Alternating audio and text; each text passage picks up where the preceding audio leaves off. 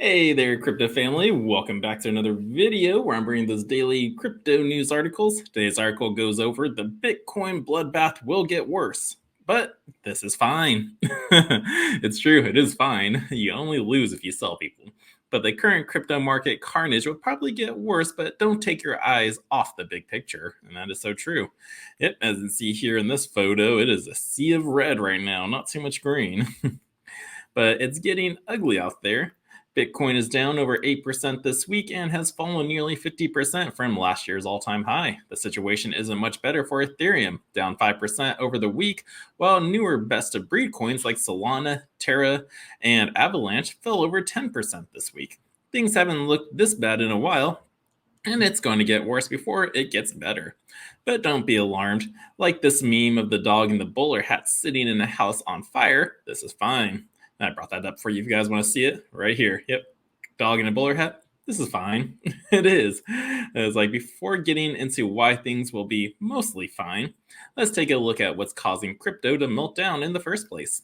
The primary culprit is the global macroeconomy. Governments around the world are being walloped by inflation levels not seen in 40 years, and central banks are finally taking measures like jacking interest rates and shrinking their balance sheets to fix this. Unfortunately, this hasn't meant taking away the cheap money punch bowl that has powered decades of surging stock and real estate prices. The result has been a wipeout in both stocks and crypto. Bitcoin is more closely correlated with the Nasdaq than it's been in ages. And fear among investors?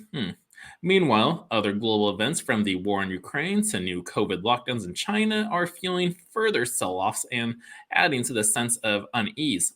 In these circumstances, it is any surprise people are flushing their Shiba Inu tokens. Many crypto enthusiasts and Bitcoiners in particular like to believe blockchains will supply an alternative financial reality when the world goes to hell. But it's clear that not yet the case. Crypto is prone to a macroeconomic shocks as everything else.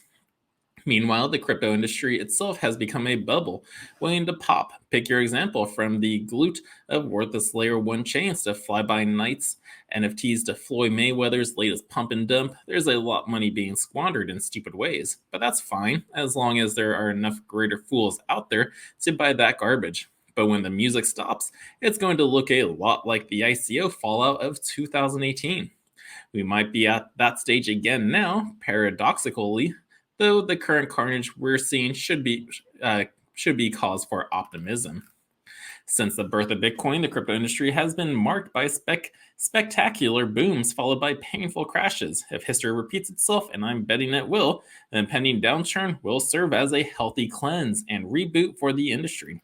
That's what happened in 2013 when the price of Bitcoin brushed the once jaw dropping of $1,200, only to plummet afterwards. It took years to reach the level again, but in the interim, something remarkable happened. Dedicated teams put their heads down and built a series of innovations that transformed the industry. By the time the next boom rolled around in 2016, crypto had gone from being just Bitcoin and a handful of altcoins like Litecoin and XRP to encompass smart contracts, utility tokens, and a multi chain future. A similar thing happened after the bust of 2018 when crypto came roaring back in 2021.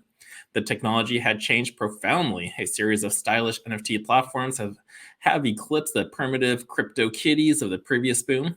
DAOs took off for real, and the entire plumbing of the industry had become far more sophisticated. It's going to happen again. Just as in the past, the Delentius and Hustlers will move to some other shiny thing, while the real crypto believers will stick around to lay the ground for the next era of Web3. Yep, that's so true.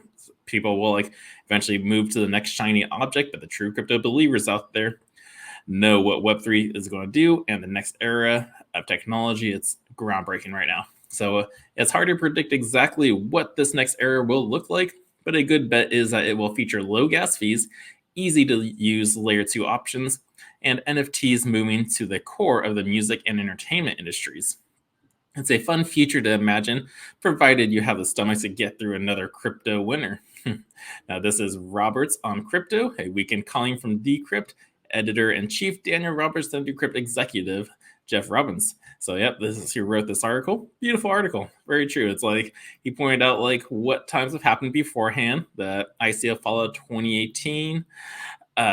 He talked about like what could be causing it. We got like the war going on in Ukraine, China lockdowns, and what else was going on there? Oh yeah, interest rates plummeting or no, getting increased and not getting rid of the poor cheap fiat currency we got. But no, great article because it's like look at the bigger picture. Like this has happened before, and if history repeats itself, which it usually does, it will go up in value again.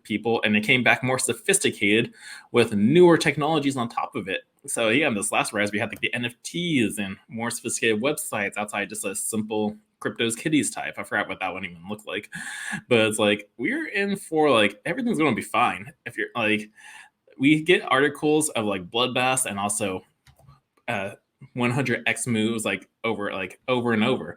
It's really all about it's all about dollar cost averaging. But people tend to forget like when we're in the high times, people think it's going to keep going up forever, not accounting for a fix, a dip, a correction, like just I think that's how they call it, a correction, like just being correction, it'll go down a little bit, then it could shoot back up again. So it is very interesting. So yeah, at that point again, it's like, what are you? Are you a trader or are you a dollar cost average person? So it's like, I'm probably like rambling on about that. It's like you want to know like where are you in this crypto space? Like what's your main reason? Are you going to hold on because of the technology? You understand where they're going, decentralization, get rid of the middleman, be in full control of your personal data because we're moving to a technological world. Yeah, you'll be fine. You're going to hold on to it. But if you don't believe in that and don't think that's real or can happen, it's like, nah, I don't think that's real. This is all magic. You're most likely a trader to try and keep earning or chasing those fiat currencies.